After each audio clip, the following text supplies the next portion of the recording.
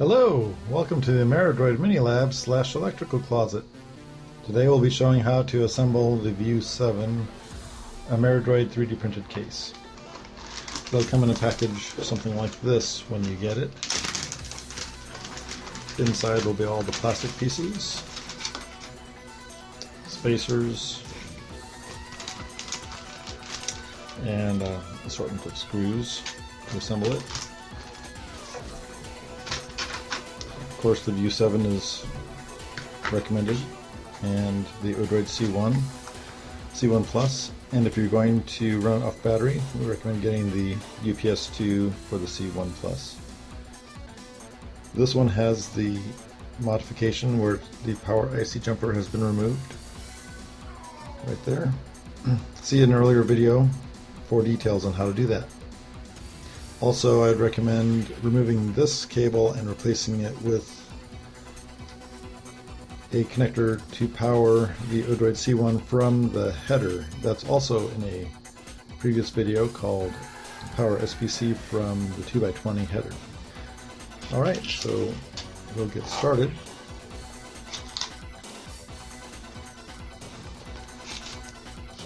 Here's an UDroid C1 Plus.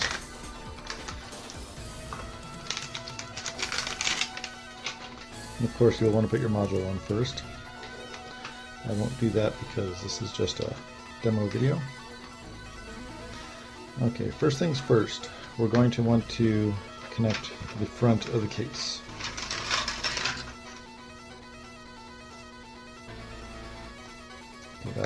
This side, with the smaller bevel on the side, is the left side. The larger bevel goes on the right side.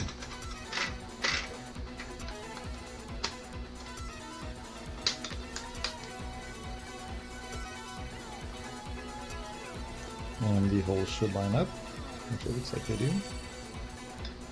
Okay.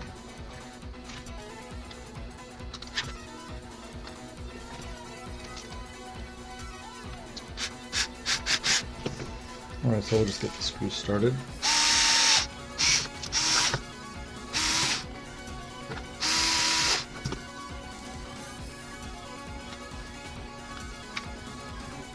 There's two lengths of spacers in here. Some are 10 millimeters and others are 12 millimeters. You can see there's a slight difference there. The first thing we want to do is put the ports so we can make sure to use the right size spacers.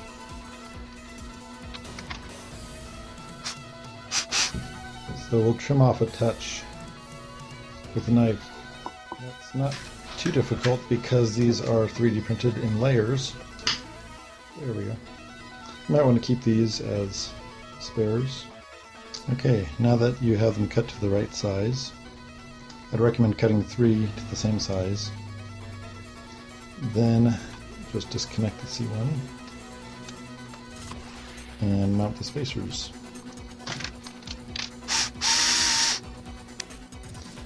Now that you have the spacers mounted, go ahead and mount the C1 Plus back on there.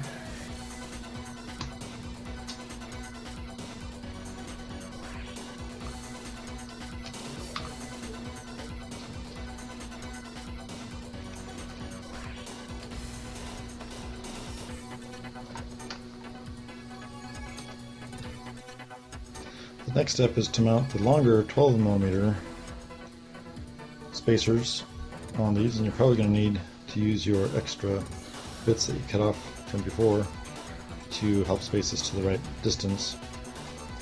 And also on this corner here, where this hole is, you can use one of the spacers that comes with the UPS2 to keep this at the same distance away from the board.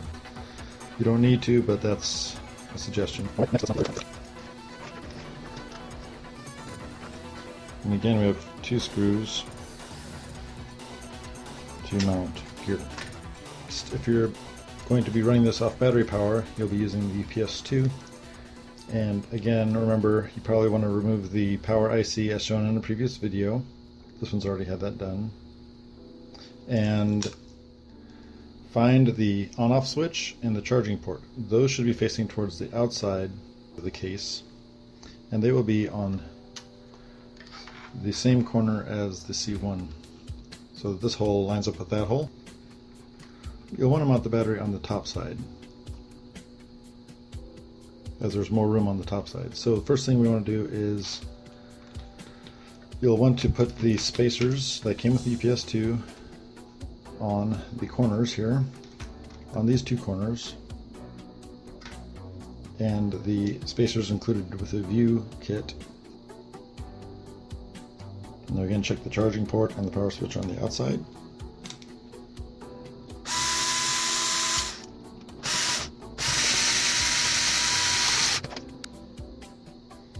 This corner will require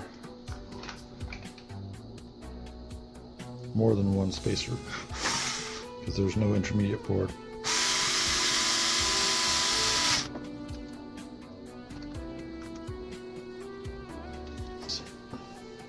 So first you'll want to connect your modified cable to these two pins, 4 and 6, or if you're going to run it outside the case, you can do that as well and plug it into the C1 through the power jack on the C1. However, that makes it hard to get to the screen switch, which is why we recommend using the internal connector.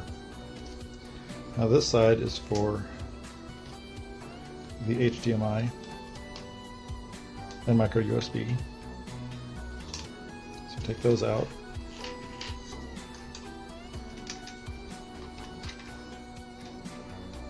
The screen switch should fit into the screen switch hole. Then you can reconnect the ports to help hold it in until we get the back on. So now that you've got all the screws in, this one does not get a screw, but the rest of them do, this hole and the rest of them. Once they all have screws, you make sure that you get the spacers on there, and you want to leave about a little over 1/4 of an inch from the top of the screw exposed. That's so we can mount the back plates. But first we want to mount the side plates. So you'll want to make sure that you have this spaced high enough that the switch and the power charging outlet match up with the holes in the side panels. So this may take a little bit of trial and effort to get it to the right height. Once you do that, you can start mounting the back panels. The panel with the notch is to allow access to the ports on the C1. The one without the notch is for mounting on this side. And again, it has grooves in it to allow these to fit inside. Now you'll have, with the UPS-2, you'll have the spacers here so that you can mount screws through these holes to those spacers. Once you have the first side panel in and lined up with the switch, like this one, then go ahead and put the hex nuts on the top, and then you can slide the other plates in place, and that will help hold them in place. When you're doing this one, make sure you have the charging hole facing the right way. Once you have the other half on, then your tablet will be pretty much complete. Now for this seam here, you may want to use super glue or acetone bonding to bond that together, and the same for the front side. But other than that, your tablet is complete.